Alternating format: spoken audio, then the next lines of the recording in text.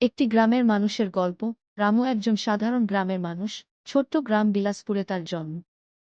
বাবা মায়ের একমাত্র সন্তান রামু। রামু ছোটবেলা থেকেই ক্ষেতখামারের কাজে বাবাকে সাহায্য করত। রামুর স্বপ্ন ছিল নিজের জমিতে চাষ করে ভালো ফসল ফলানো।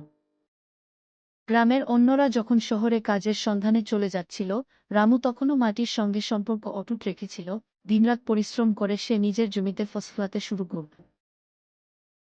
এক বছর প্রচণ্ড খরা পড়ল, ফসল নষ্ট হতে লাগল। গ্রামের অনেকেই হাল ছেড়ে দিয়ে শহরে চলে গেলেন, কিন্তু রামু হার মানল না। সে বৃষ্টির অপেক্ষা না করে কুয়ো খুঁড়ে জমিতে পানি সরবরাহ করল। তার এই প্রচেষ্টায় ফসল কিছুটা হলেও বাঁচে। পরের বছর প্রকৃতি সদয় হল। প্রচুর বৃষ্টি হল, আর রামুর ফসল মাঠ ভরে উঠল সোনালি ধানে। গ্রামের লোকেরা অবাক হয়ে দেখল তার সাফল্য। তারা বুঝতে পারল, ধৈর্য ও কঠোর পরিশ্রম মানুষকে সাফল্য এনে দিতে পারে। তাই তারা শহরমুখী না হয়ে নিজেদের গ্রামে কৃষিকাজ শুরু করল। এভাবেই রামু গ্রামের মাটি আঁকড়ে ধরে থেকে এক নতুন ইতিহাস গড়ে তুলল।